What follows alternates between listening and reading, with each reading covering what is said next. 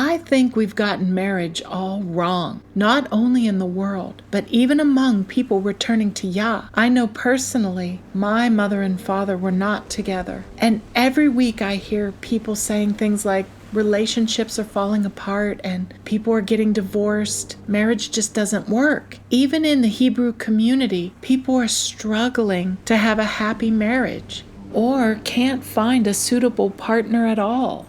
So I started asking questions like, how do we find the right person? What makes a marriage work? Why do so many relationships fail? And maybe pagan marriages work fine for the Gentiles, but I don't think it works the same for awakened Hebrew Israelites. But what if we've completely misunderstood what marriage is according to Yah? If we want to understand marriage, we have to stop looking at our culture and go back to the beginning. Genesis 2, verses 15 through 17. Then Yah Elohim took the man and put him into the Garden of Eden to work it and to keep it. And Yah Elohim commanded the man, saying, From every tree of the garden you may freely eat, but from the tree of the knowledge of good and evil you shall not eat from it. For in the day that you eat from it you shall surely die. Before we ever read about a woman, notice what Yah does first. He plants the garden. He places the man. He gives instruction.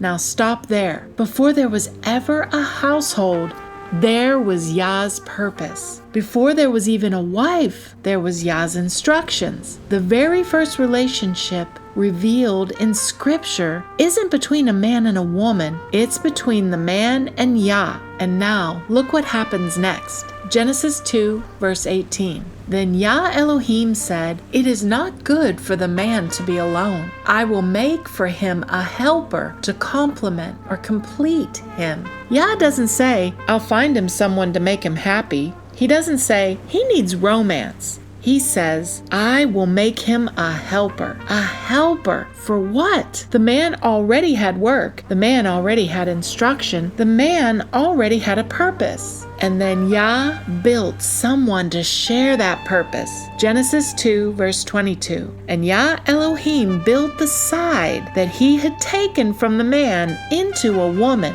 and he brought her to the man. So Yah built her, not formed, built. But why? Why did Yah build the woman? And why after Adam had already received Yah's instruction? Then I noticed something else. Yah brought her. Adam didn't go looking. Yah brought. The woman entered the life Yah had already established. One purpose, one way of life, one household. And the Torah never stops to describe a wedding ceremony. It never mentions exchanging vows. It never mentions rings or a government recognizing a marriage. Instead, Yah brings, the man receives, and they become one flesh. The emphasis isn't on a ceremony. The emphasis is on what Yah is doing. Today, when two people get married, they often exchange vows that sound something like this. I, so-and-so, take you, so-and-so, to be my lawfully wedded husband or wife, to have and to hold from this day forward, for better or for worse, for richer or poorer, in sickness and in health, to love and to cherish until death do us part.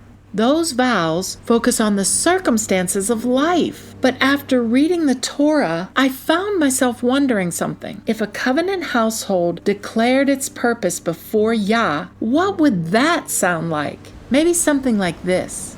Before Yah, I join myself to you as one household. I will be faithful to this covenant. I will walk with you in Yah's instruction. Together, we will guard what Yah has entrusted to us. We will teach his instruction to our children, and we will preserve the inheritance he gives us. We will seek peace between us, and may Yah judge between us if either of us turns from this covenant.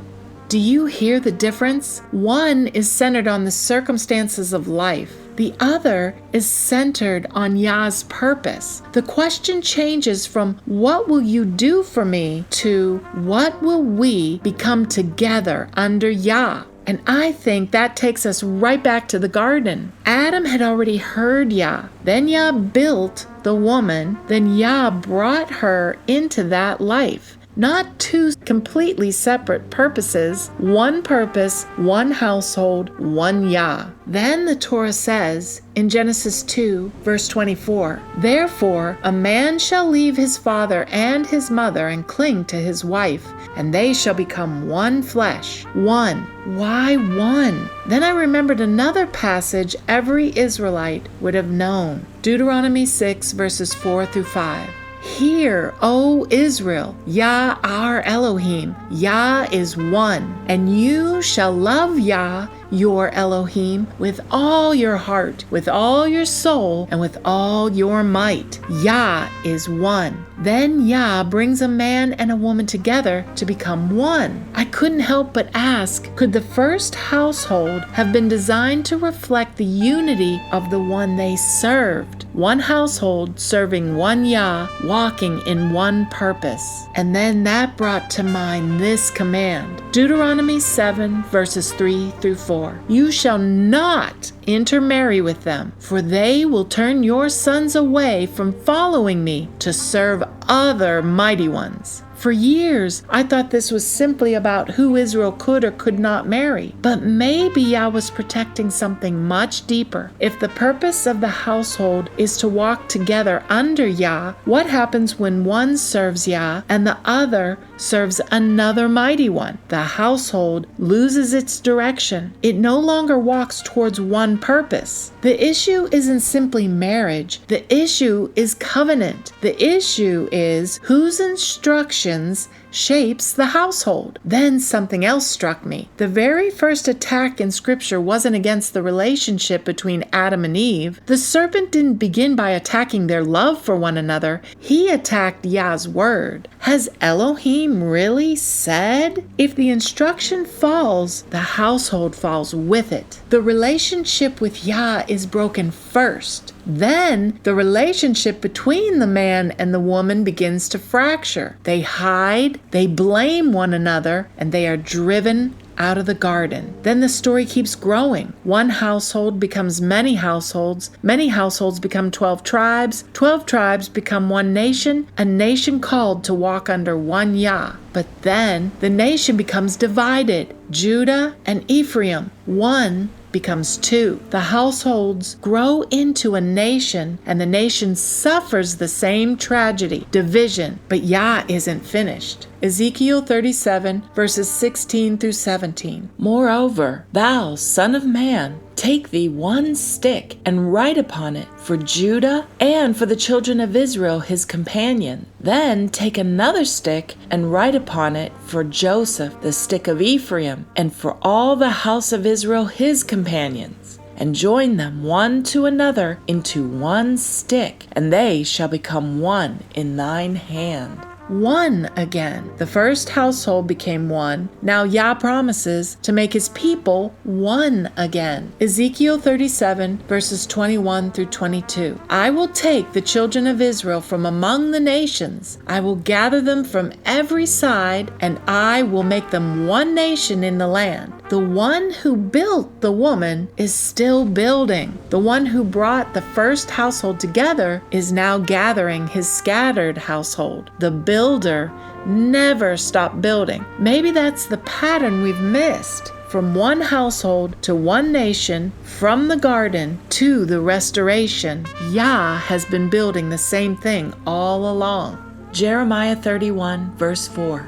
"Again I will build you, and you shall be built, O Virgin of Israel. Again you shall adorn yourself with tambourines, and go forth in the dances of those who rejoice." And Yah tells us why. After joining the two sticks, after making his people one again, he gives them the reason. Ezekiel 37, verse 27. "My dwelling place also shall be with them. Indeed, I will be their Elohim, and they shall be my people." Maybe this has been Yah's purpose from the very beginning. In the garden, he walked among his people. When sin entered, they were driven from the garden. The household was broken. The nation was eventually scattered. But Yah promised something incredible. He would gather them again. He would build them again. He would plant them again. He would make them one again. Why? So he could dwell among them once more. So maybe Genesis was never simply teaching us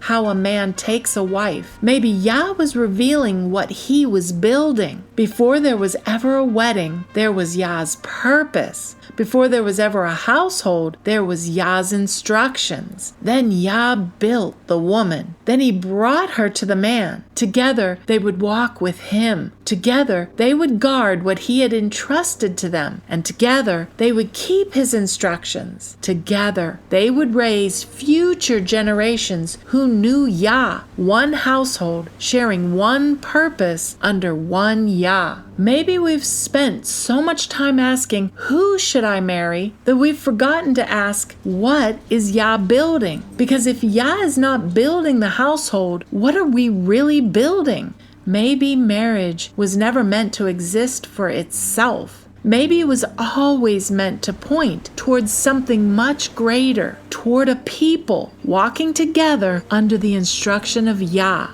a people who become one so that Yah may dwell among them. Psalm 127, verses 1 through 3. Unless Yah builds the house, those who build it labor in vain. Unless Yah guards the city, the watchman stays awake in vain. It is in vain that you rise up early and stay up late, eating the bread of anxious toil, for he gives sleep to his beloved. Behold, children are a heritage from Yah. The fruit of the womb is a reward.